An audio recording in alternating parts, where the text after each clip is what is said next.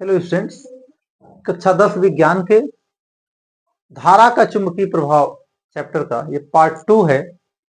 इसमें हम लोग देखेंगे कि यदि धारावाही चालक चुंबकीय क्षेत्र में रखा जाता है तो उस पे क्या होता है, या कोई गतिमान आवेश चुंबकीय क्षेत्र में कोई आवेश प्रवेश करता है, मतलब वो गतिमान है, तो उस पे उसका क्या प्रभाव पड़ता है, ये हम लोग इस पार्ट में देखेंगे। और आप लोगों को यदि मेरा वीडियो पसंद आता है तो उसे लाइक करिए, कमेंट करिए और अपने दोस्तों में शेयर भी कीजिए। जो लोग अभी तक मेरे चैनल को सब्सक्राइब नहीं किए हैं वो लोग मेरे चैनल को सब्सक्राइब कर लीजिए। आगे हम लोग चलते हैं, इसमें देखते हैं। तो हेडिंग दिए यहाँ पर, चुंबकीय क्षेत्र में स्थित धारावाही चालक पर प्रभाव। जब चालक को रखेंगे तो प्रभाव सिंपली यही होता है कि उस पर एक बल कार्य करता है। एक्चुअली होता क्या है, धारा जो हम लोग इसके पहले पढ़े कि धारा के चारों तरफ यदि कोई चालक है, इसमें धारा है, तो इसके चारों तरफ क्या होता है, एक चुंबकीय क्षेत्र उत्पन्न होता है। चुंबकीय क्षेत्र उत्पन्न होता है मतलब क्या हो गया, वो चुंबक हो गया। और ऑलरेडी यदि कोई चुंबकीय क्षेत्र है और उसमें धारावाही चालक आ रहा है तो इसका मतलब ये है कि कोई चुंबकीय क्षेत्र है और उसमें कोई चुंबक आ रहा है। तो चुंबकीय क्षेत्र में कोई चुंबक आएगा तो उसके ऊपर बल लगेगा, बस इतनी सी बात है। तो मेन इसका हम लोगों का पॉइंट ये है कि जब कोई धारावाही चालक किसी चुंबकीय क्षेत्र में रखा होगा तो उसके ऊपर एक बल लगेगा। मेन पॉइंट ये है हम लोगों का। तो इसमें जब किसी धारावाही चालक को बाह्य चुंबकीय क्षेत्र में रखा जाता है तो चालक पर एक बल लगने लगता है और इस बल की दिशा चुंबकीय क्षेत्र, हाँ ये बड़ा इंपॉर्टेंट है, यही इंपॉर्टेंट है इसमें कि उसकी दिशा, क्योंकि बल आप जानते हैं बल क्या है, एक सदिश राशि है। तो बल की चर्चा करें हम और सिर्फ कितना लगेगा इससे काम नहीं चलेगा, बल्कि ये भी जाने कि किस दिशा में वो कार्य करेगा। तो बल की मात्रा कि वो बल कितना होगा और बल की दिशा क्या होगी, ये दोनों चीजें जाननी है। और दोनों क्लास 10th में ज्यादा कुछ तो नहीं है लेकिन इतना है। तो क्या होगा भाई, इस बल की दिशा चुंबकीय क्षेत्र तथा विद्युत धारा दोनों के लंबवत होता है। यहां उदाहरण के लिए दिखाया गया है। तो यहां देखिए, यदि कोई चालक, मान लीजिए कोई चुंबकीय क्षेत्र इधर की तरफ है, ठीक, ये चुंबकीय क्षेत्र हो गया N2S, ये जाएगा N2S। चुंबकीय क्षेत्र हमेशा किधर, नॉर्थ से साउथ पोल की तरफ चुंबकीय क्षेत्र जा रहा है। और इसमें यदि कोई धारा ऐसा रख दें हम लोग, ये I की धारा हो गई, तो ये जो बल होगा वो दोनों के लंबवत होगा। और दोनों के लंबवत दो दिशाएं आपके पास बच रही हैं, या तो ये कहिए ये B की दिशा हो गई, ये I की दिशा हो गई। तो अब या तो ये कहिए, अच्छा शायद मेरा वो इंक इस पे क्लियर ना हो रहा हो तो इसको मैं थोड़ा सा दोबारा ये कर रहा हूं। ये हो गई आपकी धारा I, और यदि ऐसा है, चाहे B ले लीजिए इसको, और ये हो गया चुंबकीय क्षेत्र B, सॉरी धारा I। तो अब इस पे जो बल की दिशा होगी, इन दोनों के लंबवत होने का मतलब ये दोनों का जो प्लेन है उसके लंबवत। अब वो दिशा, चाहे बल की दिशा ये हो सकती है बाहर की तरफ, और या चुंबकीय क्षेत्र की दिशा तल के लंबवत। तो ये जो कहा जा रहा है कि किसी इस बल की दिशा चुंबकीय क्षेत्र तथा वैद्युत धारा दोनों के लंबवत होती है, मतलब कि जो प्लेन है जिसमें चुंबकीय क्षेत्र है और धारा है उस प्लेन के लंबवत होगी। यहाँ पे जैसे इसको दिखाया गया, तो उसमें सबसे पहले तो एक्सपेरिमेंट में ये पाया, प्रभाव जब देखा गया तो ये पाया गया कि जब भी कोई कंडक्टर किसी चुंबकीय क्षेत्र में रखा जाएगा तो उस पर एक बल लगेगा, और उस बल की दिशा क्या होगी, तो बल की दिशा धारा और इन दोनों के, धारा और विद्युत क्षेत्र की जो दिशा है उन दोनों के लंबवत होगी। और ये भी एक लैंडमार्क डेवलपमेंट था, क्योंकि इस डेवलपमेंट के बाद फिर से बहुत सारी चीजें, जैसे इसी के प्रभाव से इसका जब ये होता है कि इसके क्या उपयोग हैं, क्योंकि साइंस में करते क्या हम लोग, कुछ नई नई चीजें, प्रकृति में ही सब कुछ है और वहीं से ढूंढते हैं, डिस्कवर करते हैं कि क्या होता है और उसका हम अपने काम में उपयोग करते हैं। तो इसका सबसे मेजर उपयोग है। जितने भी मोटर हैं, चाहे आपके पंखे का मोटर है, पानी वाला मोटर है, फ्रिज का मोटर हो, एसी का मोटर, जहां कुछ भी है वो सब मोटर इसी विद्युत धारा के चुंबकीय प्रभाव पर ही बनते हैं। दिशा क्या होगी फिर, ये इंपॉर्टेंट है, बोर्ड एग्जाम में मोस्ट इंपॉर्टेंट क्वेश्चन है, आता है लिखने के लिए आप लोगों को। तो ये क्या है, Fleming's left hand rule. Fleming's left hand rule ये क्या कहता है भाई, तो फ्लेमिंग के बाएं हाथ का नियम तो ये कहता है कि यदि आप अपनी, ऐसे ही आप लोगों को लिखना होगा, और बड़ा सीधा सा कंसेप्ट है कि यदि आप अपने बाएं हाथ की 3 अंगुलियों, और वो 3 अंगुलियां कौन है, तो मध्यिका है, मध्यमा है ये, और ये तर्जनी है, और ये अंगूठा है, या ये कह लीजिए कि अंगूठा और पहली, उसके बाद की दूसरी अंगुली, फिर तीसरी अंगुली।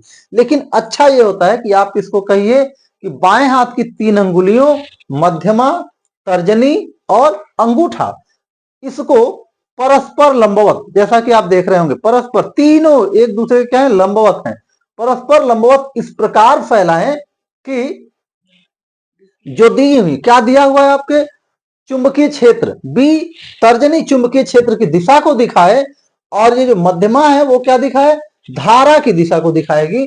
तो अंगूठा जो दिशा दिखा रहा है वो अंगूठा हो जाएगा बल, उस पे लगने वाले बल की दिशा। यहाँ पे ये इस एरो से कंफ्यूज नहीं होइएगा कि ये इधर, ये अंगूठा इधर है तो एफ की दिशा इधर की तरफ होगी।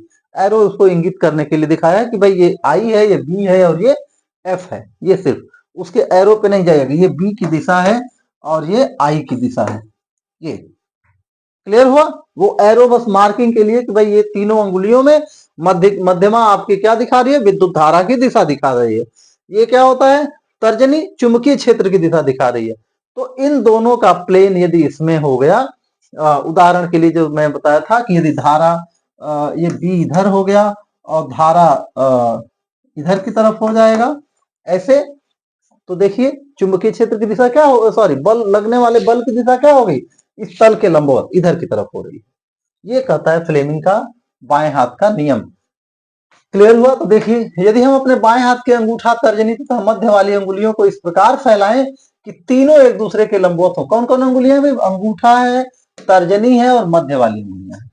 इस प्रकार फैलाएं कि फिर याद रखिए कि तर्जनी क्या है भाई, पहली अंगुली क्या है, चुंबकीय क्षेत्र बी की दिशा को, तथा बीच वाली अंगुली किसको दिखा रही है, धारा की दिशा को बताती है।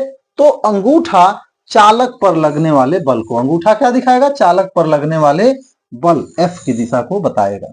ये है फ्लेमिंग का बाएं हाथ का नियम। मोस्ट इंपॉर्टेंट क्वेश्चन है आप लोगों के एग्जाम के लिए, इसलिए मैं इसमें समय दे रहा हूं। काफी सिंपल भी है, वहां डायग्राम बनाने की कोई जरूरत नहीं होती है, बस आप ऐसे इसको लिख दीजिए।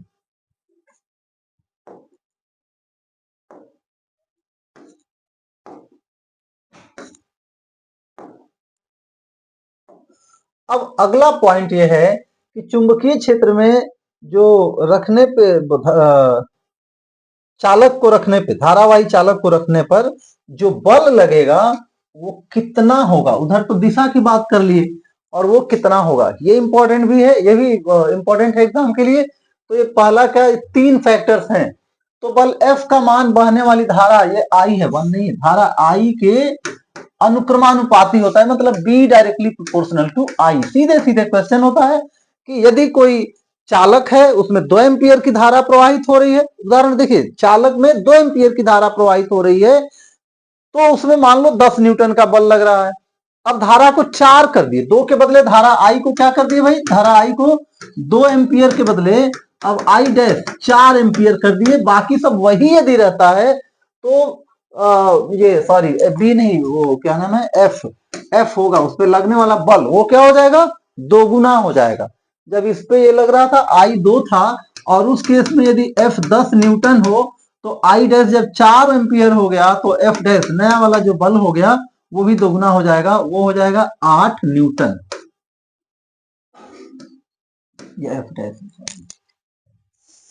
एक मिनट, आई यदि 2 एम्पियर था तो ये 10 न्यूटन लगे, आई डैश जब 4 एम्पियर हो गया तो उस समय जो बल लगेगा वो हो जाएगा 20 न्यूटन, डबल, डायरेक्टली प्रोपोर्शनल का ये मतलब होता है। तो धारा जितनी बढ़ेगी उतना बल उस पर ज्यादा लगेगा। दूसरा, बल का मान चुंबकीय क्षेत्र बी के अनुक्रमानुपाती होती है, F directly proportional to B also. अब यदि हम धारा को ना बदले, चुंबकीय क्षेत्र ही बदल दें, तो वो भी सेम उसी तरह से अनुक्रमानुपाती ही है, तो डबल करेंगे तो वो भी डबल हो जाएगा। चुंबकीय क्षेत्र की तीव्रता को डबल कर दिए तो बल भी क्या हो गया, डबल। ट्रिपल किए, ट्रिपल। और यदि आधा कर दिए तो बल भी क्या हो जाएगा, आधा हो जाएगा। और बल F का मान तार की लंबाई L के अनुक्रमानुपाती भी होता है, F directly proportional to L also.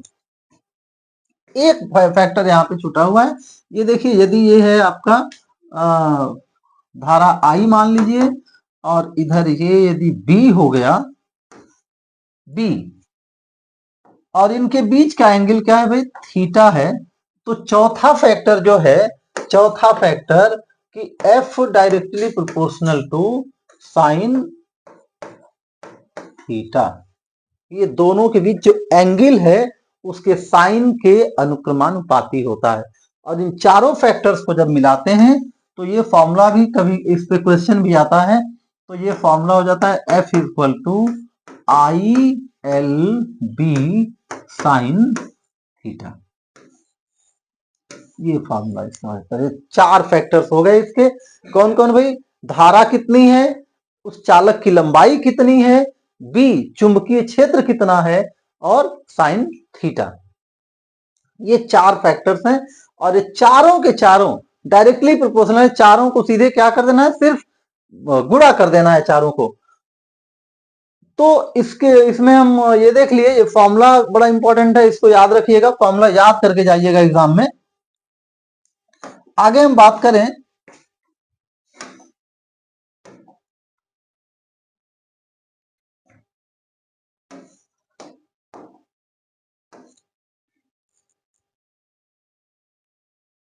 अभी इस पे हम लोग क्वेश्चन भी देख लेंगे, और लेकिन उससे पहले ये एक मिनट सादा पेज निकालने दीजिए फिलहाल। इस यहाँ पे आइए, इसमें फिर देखें स्पेशल केस देख लें, यहीं से जो हम लोग F equal to I L B आया था उसकी स्पेशल केसेस भी देख लें। क्या आ गया था हम लोगों का, F equal to I L B sine theta, ये आ गया था। स्पेशल केस देख लीजिए, स्पेशल केसेस क्या देखें। नंबर वन मान लीजिए, ऐसी सिचुएशन हो, नंबर वन में क्या दिखाना चाह रहे हैं कि यदि ये धारा I और बल F दोनों के बीच क्या है, एंगल कितना यहां दिख रहा है, दोनों सेम दिशा में है, तो थीटा, दोनों के बीच एंगल क्या है, थीटा इक्वल टू 0 डिग्री है। मतलब दोनों एक दूसरे के क्या है, समानांतर है, समानांतर। F नहीं, सॉरी, ये B और I दोनों क्या है, समानांतर हैं। यदि ऐसा होता है तो उस केस में इसका जो वैल्यू होगा F इज इक्वल टू 0 हो जाएगा। मतलब जिस दिशा में चुंबकीय क्षेत्र है, धारा भी उसी दिशा में प्रवाहित होगी, तो उस समय उस पर कोई बल नहीं लगेगा, बल का वैल्यू क्या हो गया, 0 हो गया। क्यों भाई, क्योंकि साइन 0 डिग्री का वैल्यू आप जानते होंगे कितना होता है, 1 होता है। दूसरा केस हम लोग देखें, जब दोनों लंबवत हों, दूसरा केस जिसमें दोनों एक दूसरे को के लंबवत हों, ये मान लीजिए आई है और ये बी है, दोनों जब एक दूसरे के लंबवत हों, थीटा क्या है भाई, थीटा 90 डिग्री, मतलब लंबवत हो। कौन कौन लंबवत, कौन कौन भाई, धारा और बी एक दूसरे के लंबवत होंगी, तो उस केस में एफ का value I L B sine 90 का वैल्यू 1 होता है, तो ये मैक्सिमम वैल्यू है। ये सबसे ज्यादा उस चालक पर बल कब लगेगा, जब चुंबकीय क्षेत्र और धारा एक दूसरे के लंबवत होंगी।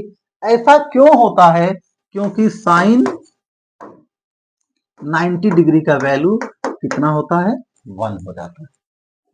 तो ये याद रहे, फॉर्मूला याद रहे, और स्पेशल केसेस पे कि यदि दोनों एक दूसरे के समानांतर होंगी, देखो दो समानांतर में दोनों बातें आ जाएंगी, या तो एक ही डायरेक्शन में है, या ठीक विपरीत डायरेक्शन में, चुंबकीय क्षेत्र इधर और धारा उसके विपरीत, दोनों समानांतर केस में ही आ जाएंगी।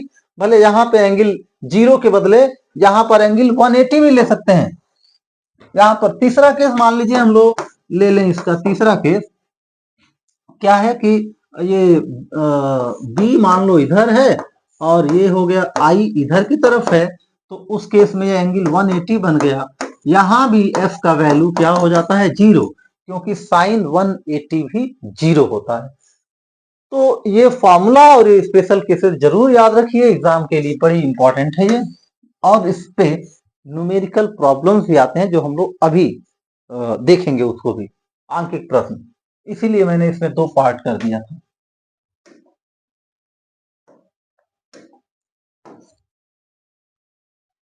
अब यहां पर एक और हेडिंग देख लीजिए, ये भी आएगा, चुंबकीय क्षेत्र में गतिमान आवेश पर लगने वाला बल। इसके पहले हम लोग क्या कहे थे भाई, इसके पहले हम लोग देखे थे क्या क्या देखे थे, गतिमान आवेश के बदले यहां पे क्या था, धारावाही चालक था ना।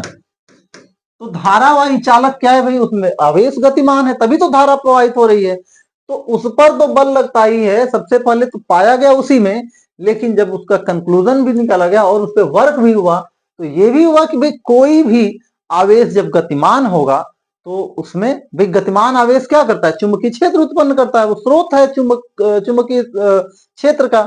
तो चुंबकीय क्षेत्र का स्रोत होने का मतलब वो भी एक चुंबक है, गतिमान आवेश एक चुंबक है और चुंबकीय क्षेत्र में रखा हुआ है, तो उसके ऊपर क्या लगेगा, बल लगेगा। तो अब हम देखें कि यदि गतिमान आवेश रख दिया गया तो क्या होगा, या ये कहें कि मान लीजिए, हाँ यहाँ पे एक चीज मैं बता दूं, यहाँ पे ये है, जब ऐसा कोई सिंबल है, इसका मतलब होता है चुंबकीय क्षेत्र स्थल के लंबवत अंदर की ओर है। ये किसका सिंबल है, चुंबकीय क्षेत्र अंदर की ओर, चुंबकीय क्षेत्र तल के लंबवत अंदर की ओर, अंदर की ओर। इसमें कोई चालक मान लीजिए यहां पर positive charge plus Q charge इधर एंटर कर रहा है,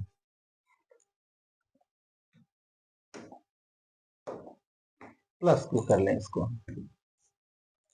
प्लस क्यू चार्ज इधर एंटर कर रहा है। तो प्लस क्यू चार्ज जिधर चलता है वही धारा की दिशा होती है। तो अब हो गई धारा की दिशा आपकी हो गई इधर वाली, और चुंबकीय क्षेत्र में क्या होता है, चुंबकीय क्षेत्र तल के लंबवत अंदर की ओर। इसको हटाएं, इसकी कोई अब जरूरत तो नहीं है, तल के लंबवत अंदर की ओर। तो ये हो गया हमारी अंगुली, देखिए ये हो गई तल के लंबवत अंदर की ओर चुंबकीय क्षेत्र की दिशा, और ये हो गई धारा की दिशा, अभी जो धारा पढ़े थे, या धन आवेश की दिशा। तो इस धन आवेश पे बल कितना किधर लगेगा भाई, ये लगेगा तल के लंबवत, ये हो गई एफ की दिशा, ये हो गया इसके v का दिशा, v इधर है, ये q आवेश है, इस पे v इधर है, एफ बी इधर है, तो इसकी दिशा इधर की तरफ होगी। तो ये होता है, मतलब क्या है कि जब कोई गतिमान आवेश चुंबकीय क्षेत्र में प्रवेश करता है तो उसके ऊपर, यहाँ पे एक मिस्टेक है, ध्यान दीजिएगा, बल है ये, बल, तो उस पर एक बल लगेगा, उस बल का वैल्यू क्या होगा ये हम जानें। तो बल का वैल्यू, फॉर्मूला इसका होता है F equal to Q B sine theta. अब देखिए यहां पर B है, कंपेयर करिए, याद करने के लिए ज्यादा कुछ नहीं करना है। इसके पहले क्या आया था, इसके पहले आया था F equal to I L B sine theta था, तो B साइन थीटा वही है, I और L अलग है, यहाँ Q और V है, और यहाँ पे क्या है भाई, I और L है। तो I और L और Q और V ये दोनों एक ही बात, I Q में मतलब क्या है भाई, आवेश है, इसका मात्रक क्या है, कूलाम है, सॉरी कूलाम हो गया, और V क्या हो गया, मीटर पर सेकेंड हो गया, और इससे देखिए तो एम्पियर इंटू मीटर, एम्पियर का मतलब है कूलाम इंटू मीटर, एम्पियर का मतलब कूलाम पर सेकेंड इंटू मीटर। तो ये दोनों मात्रक क्या दिख रहे हैं, कूलाम मीटर पर सेकेंड, यहां भी कूलाम इंटू मीटर, ये हो गया कूलाम मीटर पर सेकेंड। तो इस तरह से यहां पे बस ये याद रखें, आई एल के बदले वहां क्या हो गया, क्यूवी हो गया। तो ये इस तरह से याद रख सकते हैं एक ही फॉर्मूला के साथ दोनों। इस पे क्वेश्चन क्या होगा, कोई चार्ज पार्टिकल है, उस पर कुछ आवेश दिया रहेगा, एग्जांपल के लिए इलेक्ट्रॉन प्रोटॉन, आवेश उस पर दे भी सकता है, या आपको याद भी रखना होगा कि इलेक्ट्रॉन पे कितना आवेश है, प्रोटॉन पे कितना आवेश है। क्वेश्चन देते समय कभी कभार वो इलेक्ट्रॉन पे आवेश दे भी दिया जाएगा और कभी कभार इलेक्ट्रॉन पे आवेश नहीं दिया जाएगा, कितना है वो आपको याद रखना है कि इलेक्ट्रॉन पे आवेश -1.6 इंटू 10⁻⁻19 कूलम हो जाएगा। और जो यहां से बात जाननी है, याद रखनी है, वो ये है, और जो बात याद रखनी है वो ये है कि हमने क्या लिया, प्लस चार्ज लिया, और ये प्लस माइनस का अंतर यहां आएगा, क्योंकि यदि चुंबकीय क्षेत्र वेक्टर क्वांटिटी है, उस पर लगने वाला बल, चालक पे या आवेश पर लगने वाला बल भी वेक्टर क्वांटिटी है, तो यदि प्लस आवेश रहता है तो उस पर बल की दिशा अलग होगी, और माइनस आवेश रहता है तो उस पर बल की दिशा अलग होगी कुछ। तो इसलिए यदि यहाँ पे मान लीजिए प्रोटॉन की बात चले, किसी पॉजिटिव चार्ज की बात चले, तो जो दिशा, अच्छा यहाँ पे उसी के अकॉर्डिंग जो धारा की दिशा थी वो प्लस आवेश के v की दिशा हो जाएगी, और जो ये यदि यहाँ पे चार्ज निगेटिव हो गया तो दिशा ठीक उसके विपरीत हो जाएगी, क्योंकि आप जानते हैं कि जो धारा की दिशा होती है वही क्या होता है, धन आवेश की गति की दिशा होती है। यदि हम इसमें धारा से लेके चलें, धारा आई, तो फ्लेमिंग का बाएं हाथ का रूल यदि लगा देंगे तो उससे काम चल जाएगा, क्योंकि और इसके लिए भी नियम है एक, लेकिन उसको धारा के अकॉर्डिंग आप निकाल लीजिए, क्योंकि वो आपके सिलेबस में भी नहीं है।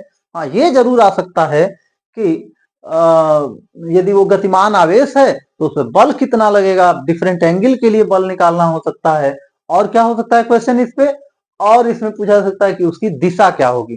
तो दिशा के लिए धन आवेश यदि होगा तो करंट की दिशा के अकॉर्डिंग फ्लेमिंग के बाएं हाथ के नियम को अप्लाई करके निकाल लीजिए, और यदि ऋण आवेश है तो जो दिशा आएगी ठीक उसके विपरीत दिशा इसमें ले लीजिए।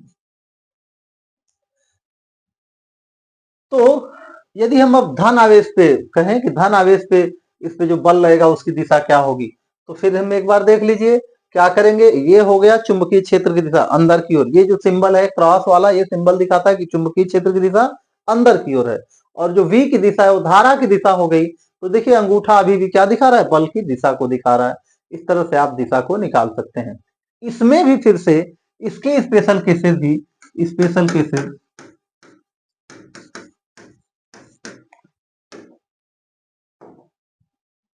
नंबर 1 कि क्या है भाई, v परपेंडिकुलर टू b, गति की दिशा किधर है भाई, उसके परपेंडिकुलर, लंबवत है उसमें, मतलब यहां पर थीटा क्या हो गया, साइन 90 डिग्री का वैल्यू हो गया क्या, 1। तो इसलिए f का वैल्यू जो होगा वो I L sorry Q V B, Q V B, और यही क्या होता है, मैक्सिमम वैल्यू होता है इसका, ये मैक्सिमम वैल्यू है।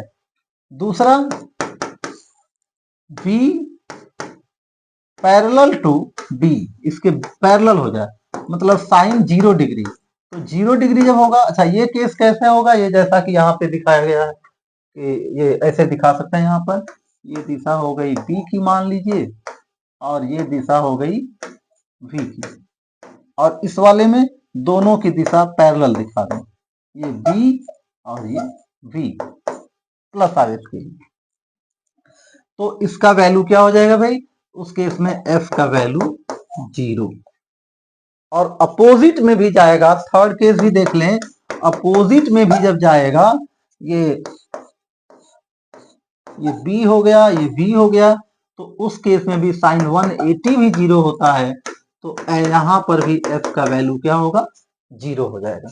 और बाकी कहां होगा, 30 डिग्री, 60 डिग्री, 45 डिग्री, जो भी वैल्यू आए वो उसके अकॉर्डिंग निकाल लेंगे हम लोग।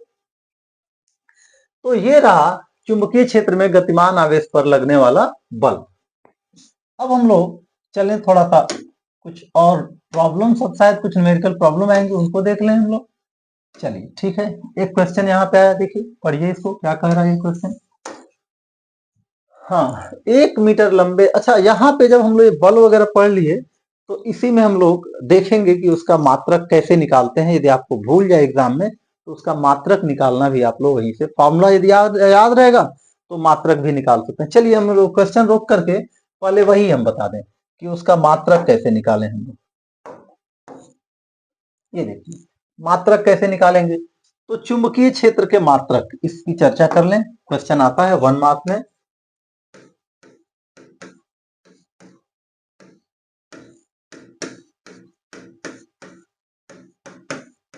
एसआई मात्रक, तो 2 एसआई मात्रक पहले आप याद करिए।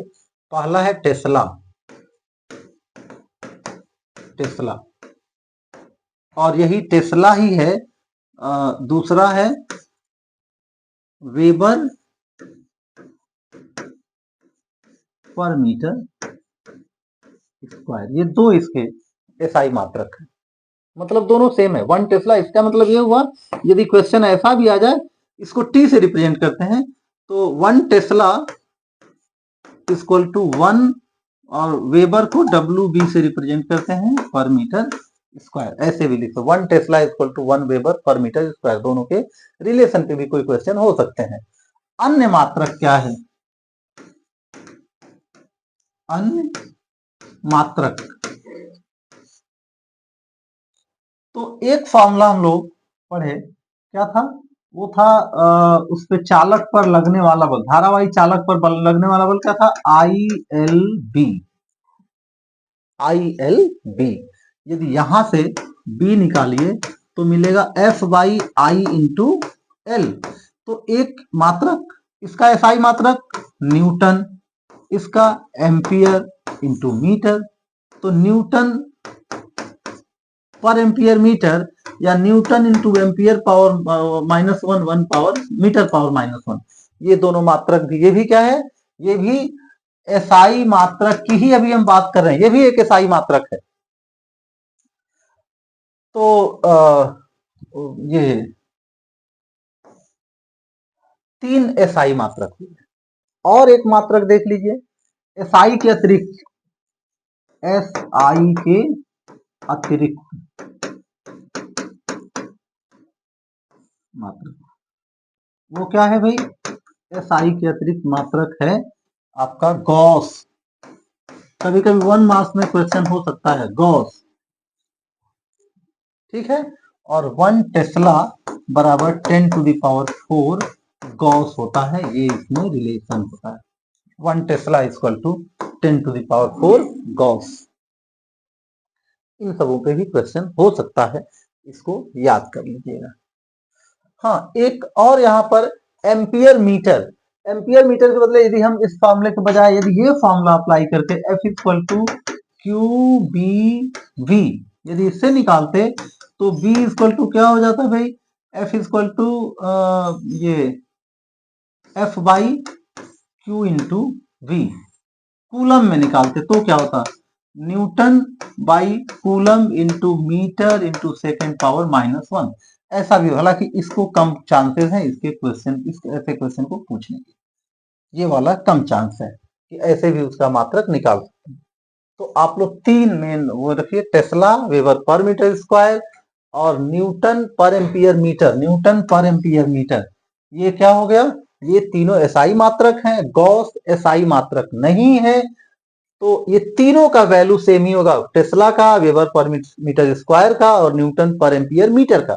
ये तीनों बराबर बराबर हैं, और 1 टेस्ला में 10 टू द पावर 4 गॉस होगा। गॉस छोटा यूनिट है। अब हम चलें इस क्वेश्चन को करने के लिए।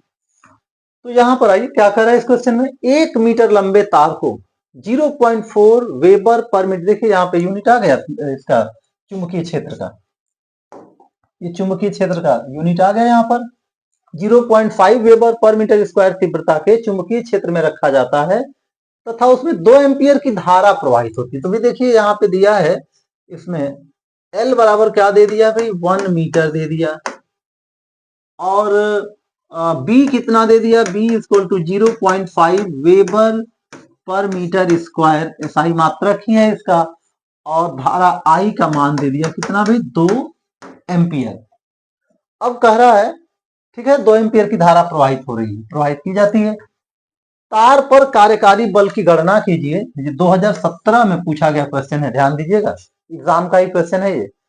यदि तार चुंबकीय क्षेत्र के समानांतर है तो पहले तो फॉर्मूला लिख लीजिए भाई, F इक्वल टू क्या फॉर्मूला, इसी बहाने फॉर्मूला भी एक बार याद हो जाएगा। फॉर्मूला याद करिए, F equal to I L B sine theta. तो पहले केस में थीटा का वैल्यू कितना है भाई, थीटा इक्वल टू 0 डिग्री है। तो F का वैल्यू कह रहे जब तार समानांतर है, समानांतर मतलब थीटा का वैल्यू क्या हो जाएगा, 0 डिग्री यहां पे आ जाएगा। तो F इक्वल टू हो जाएगा 0। अभी स्पेशल केस जो पढ़े थे या कुछ और रखने की जरूरत नहीं, I L B into sine 0, मतलब कि इसका वैल्यू 0 हो गया। तो समानांतर में है तो कोई बल उसके ऊपर नहीं लगेगा। दूसरा केस, तार चुंबकीय क्षेत्र के लंबवत है। दूसरी बात हम दूसरे उसमें देखें कि लंबवत है, मतलब ये तार इधर है तो धारा भी इधर ही होगी, और बी इधर की तरफ है, 90 डिग्री का एंगल बन रहा है इसमें। तो अब इस केस में क्या होगा, F इक्वल टू, अब वैल्यू पुट करना होगा I का वैल्यू, क्योंकि साइन 90 अब आएगा तो वो वैल्यू 1 होता है। तो I का वैल्यू क्या आया है भाई, I इक्वल टू है 2 एम्पियर, 2 L इंटू 1 B 0.5। और चूंकि सारे मात्रक एसआई में, इसलिए हमको कुछ करना नहीं है। यदि एसआई नहीं रहते तो मात्रक को पहले एसआई में कन्वर्ट करते, आंकिक प्रश्न करने हल करने का ये बात कभी नहीं भूलिए। इनटू साइन 90 डिग्री, मतलब साइन 90 का वैल्यू 1 होता है।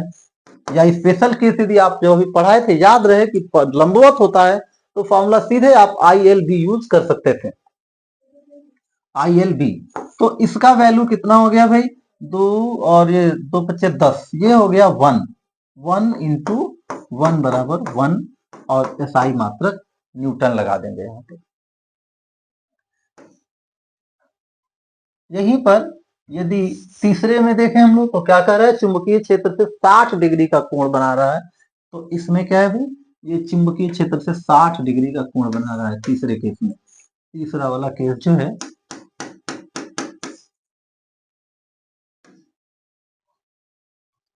ये धारा की दिशा हो गई और ये बी की दिशा हो गई, 60 डिग्री का इसमें कोण है। तो क्या हो गया भाई, F equal to I L B sine 60 degree.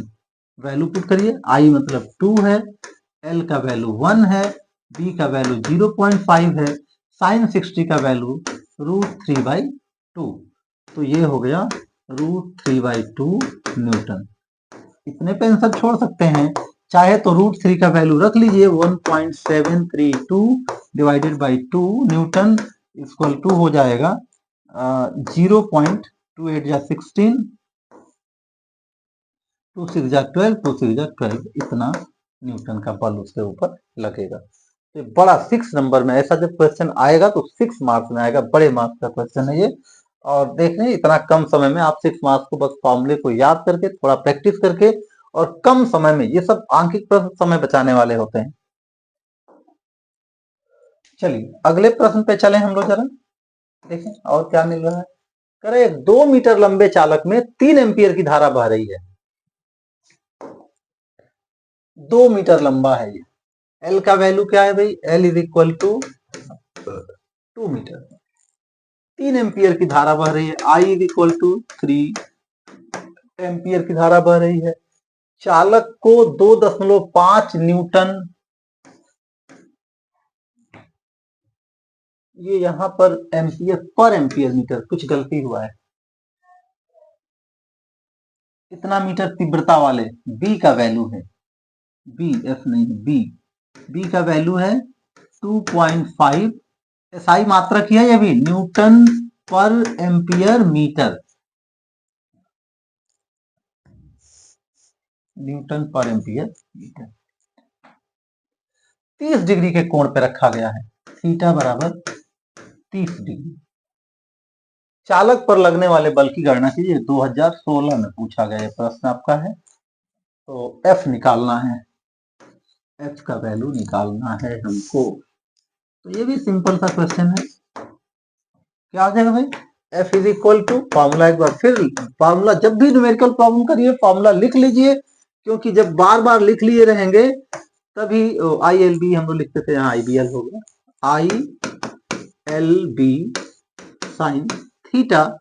आई का वैल्यू रखिए, क्या है आई का वैल्यू भाई, 3 एम्पियर, एल का वैल्यू 2, सारे साई मात्रक ही हैं, और यहाँ 2.5 इंटू साइन थीटा मतलब साइन 30 डिग्री, कितना है साइन 30 डिग्री का वैल्यू 1/2, तो 3 इंटू 2 इंटू 2.5 इंटू 1/2, ये कट गया इससे 2 से, 3 से इसको मल्टीप्लाई कर लीजिए तो ये हो गया 7.5, इतना न्यूटन बल इस पे लग गया। ये भी 4 नंबर में आ जाएगा। देखिए कितना कम समय में इस क्वेश्चन को कर सकते हैं। तो अगले उस पे चलते हैं हम लोग। थर्ड क्वेश्चन क्या कह रहा है इसमें, एक लंबे सीधे तार में 20 एम्पियर विद्युत धारा प्रवाहित हो रही है। लंबे सीधे तार में 20 एम्पियर विद्युत धारा प्रवाहित हो रही है। धारा आई, आई का वैल्यू क्या है भाई, आई इज इक्वल टू हो गया 20 एम्पियर। तार से 10 सेंटीमीटर दूर स्थित बिंदु पर चुंबकीय क्षेत्र की तीव्रता ज्ञात कीजिए। आर दिया है 10 सेंटीमीटर दूर, ध्यान दीजिए सेंटीमीटर में है, मीटर में करेंगे तो 10/100 बराबर 0.1 मीटर या 1/10 मीटर समझ सकते हैं। चुंबकीय क्षेत्र की तीव्रता ज्ञात कीजिए, तो याद करना होगा यहाँ पर फॉर्मूला, हम फॉर्मूला बताए थे। देखो भाई ये धारा यदि आई है, फिर एक बार कंसेप्ट भी याद दिला दें, आर डिस्टेंस है, आर बराबर है 0.1 मीटर, तो यहाँ पर चुंबकीय क्षेत्र की तीव्रता बी निकालना है हमको, ये चीज निकालना है, ये समझना होगा। फॉर्मूला क्या आया था याद करिए आप लोग, तो इस पे आर डिस्टेंस पे जो याद है ना कि ये धारा यदि धारावाही चालक है तो इसके चारों तरफ चुंबकीय बल रेखाएं क्या होती हैं, इसको संकेंद्रीय वृत्त के रूप में होती हैं, और अलग अलग दूरी पे उसका वैल्यू, जितना स्रोत से दूरी बढ़ेगी उसका वैल्यू कम होते जाता है और धारा पे उसका बढ़ता है। और फॉर्मूला आया था बी का, इसमें बी इक्वल टू μ0/4π, यहाँ पर एक चीज देना चाहिए था इसको, μ0/4π का वैल्यू देगा आपके क्वेश्चन में, दिस इंटू 2I/r, ये इसका फॉर्मूला है, और इसका वैल्यू दिया होगा, ये वैल्यू देना चाहिए, पता ना क्यों इस क्वेश्चन में μ0/4π का वैल्यू याद करने की जरूरत नहीं है, ये दिया रहेगा, और ये होता है 10⁻⁻7, एसआई मात्रक ही होता है। तो ये वैल्यू हो गया 10⁻⁻7 इंटू 2i मतलब 2 into 20 divided by R, R कितना भाई 0.1,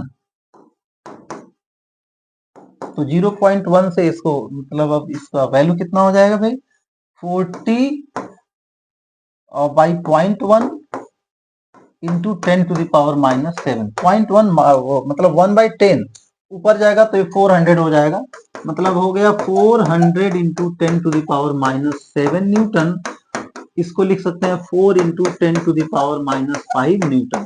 पावर वाले में बच्चे अक्सर गलती करते हैं, ध्यान दीजिए, ये 400 है और 10⁻⁷ है, 400 मतलब 4 इंटू 100, तो 4 इंटू 100 और तो 4 हो गया, और 100 इंटू 10⁻⁷, तो इसका पावर क्या हो जाएगा, थोड़ा सा कम हो जाएगा, 2 कम हो जाएगा, 2 100 है ना, तो इसका पावर -7 के बदले अब क्या हो जाएगा -5, और एसआई मात्रक में ही सब है, हमने एसआई मात्रक में यहाँ निकाल रखा है, और ये जो 10⁻⁷ ये भी एसआई मात्रक ही है, इसका टेस्ला मीटर पर एम्पियर इसका मात्रक हो जाता है, टेस्ला मीटर पर एम्पियर इसका मात्रक हो जाता है, तो मात्रक आपको याद नहीं रखना है।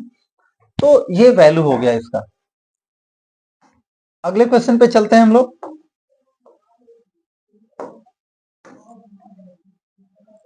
आपके घरों में विद्युत आपूर्ति के लिए पोल से पोल के बीच लगे, हाँ चलिए यहाँ पे एक और क्वेश्चन उसी तरह का है, और सीरियल नंबर पे नहीं जाइएगा, ये गलत है, सीरियल नंबर यहाँ का, ये 4 नंबर शायद हम लोग क्वेश्चन कर रहे हैं अभी। आपके घरों में विद्युत आपूर्ति के लिए पोल से पोल के बीच लगे एक तार में 100 एम्पियर धारा बह रही है। धारा दे दिया भाई, ये जो घरों के बाहर तार है उसमें आई बराबर क्या है, आई बराबर हो गया 100 एम्पियर।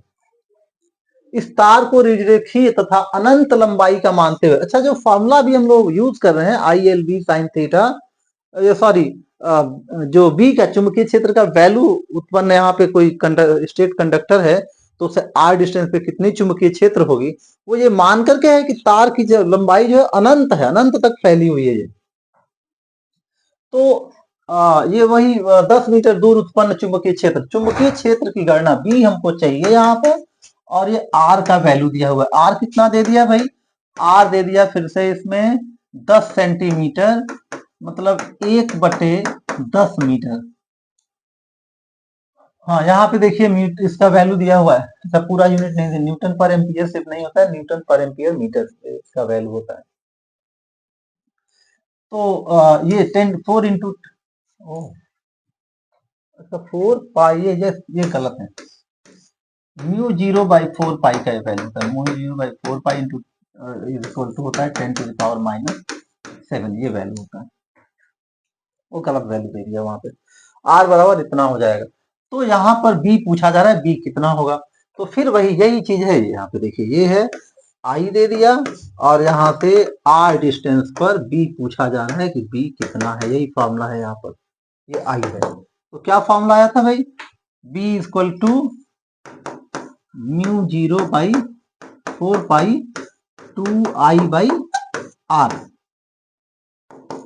10⁻⁷ हो गया, और 2I मतलब 2 इंटू 100 डिवाइडेड बाई आर का वैल्यू आया है हमारा 1/10, 10 ऊपर जाएगा तो इंटू हो जाएगा। तो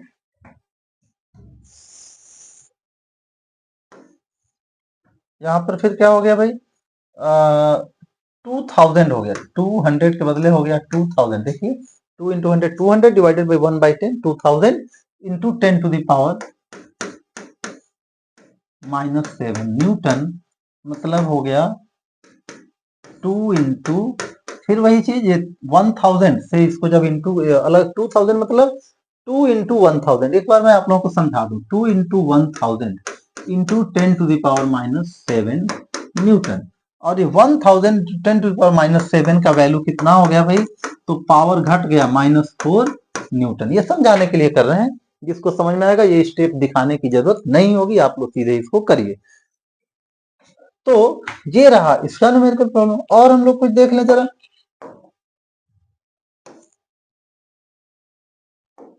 यहाँ पे क्या है, एक लंबे सीधे धारावाही चालक पर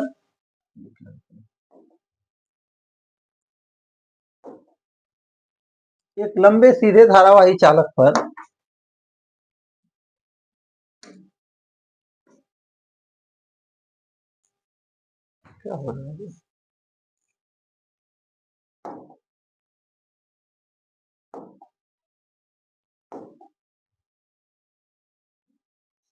कुछ बैठा है।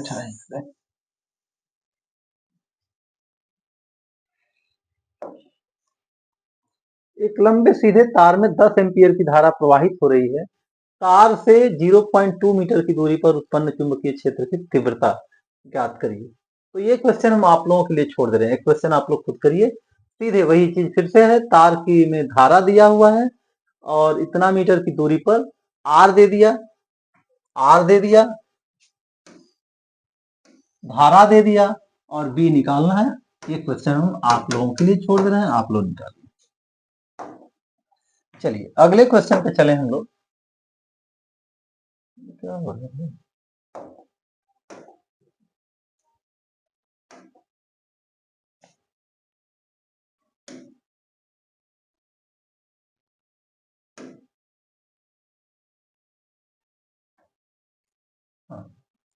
तो अगले उसको देखें हम लोग, अगले प्रश्न को।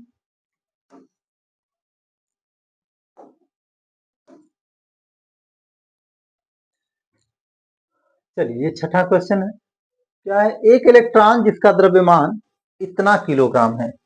ये देखिए भाई ये नया क्वेश्चन है, बढ़िया सा क्वेश्चन भी है, और ये 22 में पूछा गया क्वेश्चन।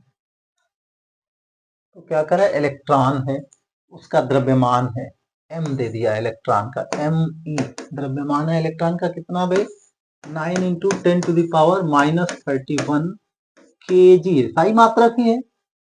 आवेश इतना है, ये तो देना कोई जरूरी नहीं है। और यहाँ पे देखिए पूरा पढ़ लीजिए पहले। एक्स अक्ष के समानांतर 3 × 10⁶ मीटर प्रति सेकंड के वेग से गतिमान है। ये v दे दिया, जो डाटा है सब लिखते चलिए। q का वैल्यू आपको मालूम है, इससे आवेश कितना है तो 1.6, हालांकि माइनस होता है, 10⁻⁻19 कूलम ये आवेश हो गया। और v दिया हुआ है, इसमें v कितना है भाई, v इज इक्वल टू है 3 × 10⁶ मीटर पर सेकेंड। ये भी SI मात्रक है, बहुत आप लोगों का काम आसान कर दिया है। बस शर्ते ये है कि v की दिशा किधर है तो अलोंग x अक्ष, x अक्ष के समांतर,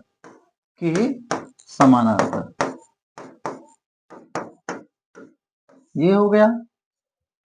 और b चुंबकीय क्षेत्र यहां दिया हुआ है, z करता हुआ z अक्ष के समानांतर कार्यरत 0.3 वेबर पर मीटर, नहीं बल्कि पर मीटर स्क्वायर, वेबर पर मीटर स्क्वायर के चुंबकीय क्षेत्र में प्रवेश करता है। b दे दिया 0.3 वेबर पर मीटर स्क्वायर प्रवेश करता है। इलेक्ट्रॉन पर कार्य करने वाले बल, त्वरण तथा बल की दिशा ज्ञात कीजिए। देखिए पहले बल चाहिए, फिर त्वरण चाहिए, फिर बल की दिशा चाहिए, 3 बातें हैं। ये भी 6 मार्क्स में ऐसे क्वेश्चन आते हैं, तो इसको सावधानी पूर्वक वो निकालना है आप लोगों को।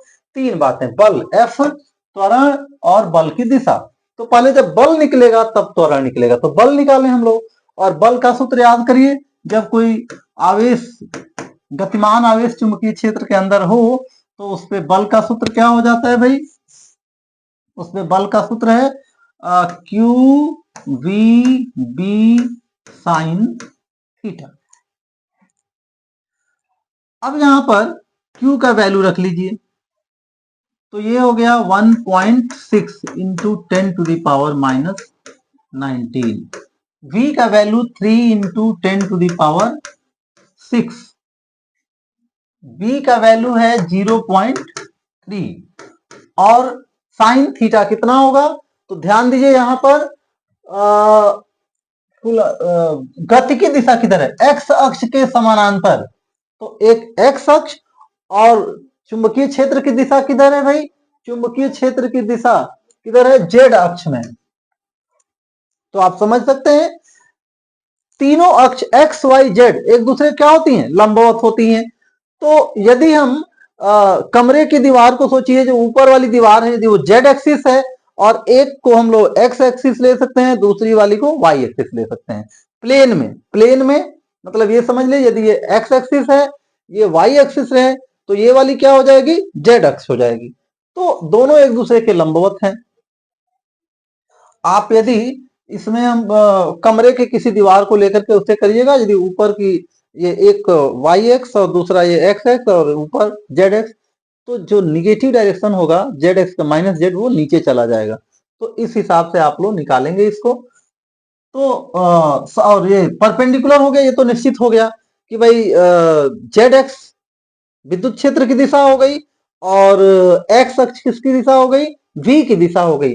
तो यहां पर साइन 90 डिग्री, साइन 90 डिग्री, बस साइन 90 का वैल्यू 1 होता है, बस इसको इंटू कर लीजिए, कितना हो जा रहा है भाई, तो ये 3 त्रिके 9 और 16 9 144, 144। देखिए 1.6, 0.3 और 3 को इंटू किया, डेसिमल कितना 0.1.6 में एक डेसिमल, 0.3 में एक डेसिमल, तो ये हो गया 1.44। अब पावर को देख लीजिए, और इंटू 1 भी है, साइन 1 इंटू 10⁻⁻, -19 और ये +6, तो कितना हो गया -13। इतना न्यूटन तो इस पे बल लग जाएगा, मतलब 1.44 इंटू 10⁻⁻13 न्यूटन, ये हो गया इस पर बल। दिशा क्या हो जाएगी, तो दिशा की बात कर ले हम लोग, दिशा क्या बल हो जाएगी भाई, दिशा क्या होगी, तो इसमें यदि ये हो गया हमारा एक्स अक्ष हो गया, कौन सा रूल अप्लाई कर लें? पहले आप ये इलेक्ट्रॉन है तो दिशा बाद में बदलेंगे, पहले हम पॉजिटिव का डायरेक्शन ले लें। यदि इलेक्ट्रॉन के बदले प्रोटॉन होता, धन आवेश होता, तो उसकी दिशा क्या होती? बाद में उसकी दिशा को बदल देंगे हम लोग। तो यहाँ पे फ्लेमिंग के बाएं हाथ के नियम के अकॉर्डिंग चले जाइए भाई। तो ये जेड अक्ष में क्या हो गया? जेड अक्ष ऊपर की तरफ, ये हो गया किसकी दिशा? चुंबकीय क्षेत्र की दिशा। और ये आवेश की दिशा ले लें हम लोग, क्या? वाई एक्स अक्ष, आवेश के गति की दिशा, वी की दिशा, वही धारा की दिशा हो जाएगी। तो ये दूसरा, ये तीनों क्या है? ये तीनों अक्ष जो है वो पॉजिटिव में ही, एक्स वाई जेड। यदि हमारी 3 फिंगर्स को हम देखें तो ये तीनों पॉजिटिव डायरेक्शन को ही दिखा रही हैं एक्स अक्ष पर, एक्स अक्ष, वाई अक्ष, जेड अक्ष। ये यदि हम जेड ले लें, नहीं यहाँ पर इसको जेड अक्ष यदि इसको मान के चल रहे हैं हम लोग, तो ये दोनों पॉजिटिव हैं। तो इसके अकॉर्डिंग यदि ये एक्स अक्ष हो गया, ये जेड अक्ष हो गया, तो ये क्या हो गया? वाई अक्ष हो गया। कमरे की दीवार से आप वो कर सकते हैं। यहाँ पर यदि ये हो गया, देखिए यहाँ पर ये दीवार है, तो इधर की तरफ ये वाली जो दीवार इधर जा रही है, ये दीवार क्या हो जाएगी? हाँ, एक्स वाई जेड। तो इसकी जो दिशा होगी, धन अक्ष रहता तब तो दिशा हो जाती इसकी क्या? वाई अक्ष। वाई अक्ष तो होना ही है। अब धन और ऋण की बात कर रहे हैं, क्योंकि वो इलेक्ट्रॉन है तो दिशा फिर उसकी क्या हो जाएगी भाई? बदल जाएगी। तो इसलिए अच्छा, यदि हम ऐसे ले लें, ये एक्स अक्ष, ये हो गया ना एक्स अक्ष और ये जेड अक्ष, ठीक है। तो उसके अकॉर्डिंग अब क्या देखें हम लोग भाई? तो ये दिशा यदि इसकी वाई अक्ष होती तो दिशा हो जाएगी इसकी ऋण वाई अक्ष, ये इसकी दिशा हो जाएगी। प्रोटॉन होता तो धन वाई अक्ष, और इलेक्ट्रॉन हो गया तो ऋण वाई अक्ष। और उसके बाद निकाल लीजिए इसमें त्वरण, त्वरण निकाल लीजिए। ए बराबर क्या होता है भाई? F by M. एफ का वैल्यू कितना? 1.44 into 10 to the power minus 13। उधर दिख नहीं रहा होगा आप लोगों को, इधर करते हैं F by M. 1.44 into 10 to the power minus 13 divided by 9 into 10 to the power, M का वैल्यू यहाँ दिया हुआ है। एम का वैल्यू कितना आया थी? यहाँ दिया है M 9 into 10 to the power minus 31। 9 से डिवाइड इसको करेंगे तो इसका वैल्यू हो गया 0.16